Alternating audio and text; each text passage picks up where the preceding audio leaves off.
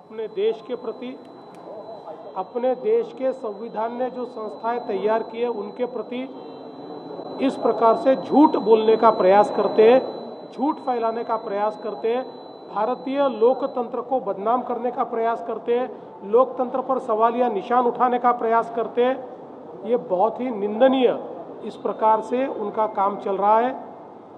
बार बार चुनाव हारने के बाद उनके ऊपर जो परिणाम हुआ है उसके चलते मुझे लगता है कि इस प्रकार की हरकतें वो कर रहे हैं। कोई भी देशभक्त इस प्रकार से अपने देश को विदेश में जाके बदनाम नहीं करता। राहुल गांधी जिस प्रकार का बर्ताव कर रहे हैं उनके चरित्र पर एक सवालिया निशान इसके कारण खड़ा हुआ है।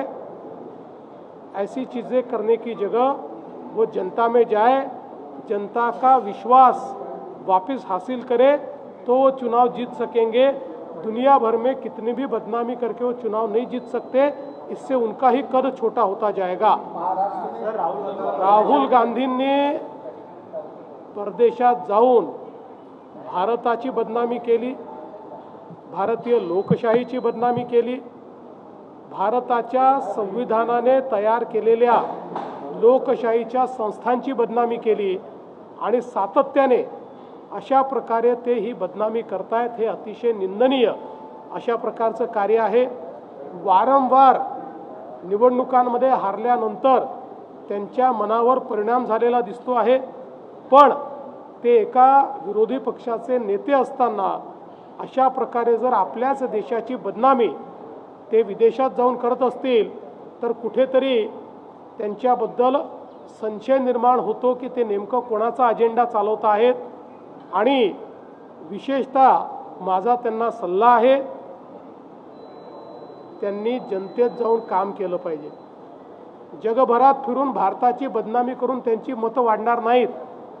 जनतेत जर त्यांनी विश्वासार्हता निर्माण केली तरच त्यांची मतं वाढतील, पण ते करायच्या ऐवजी भारताला बदनाम करण्याचं काम त्यांचं चाललंय।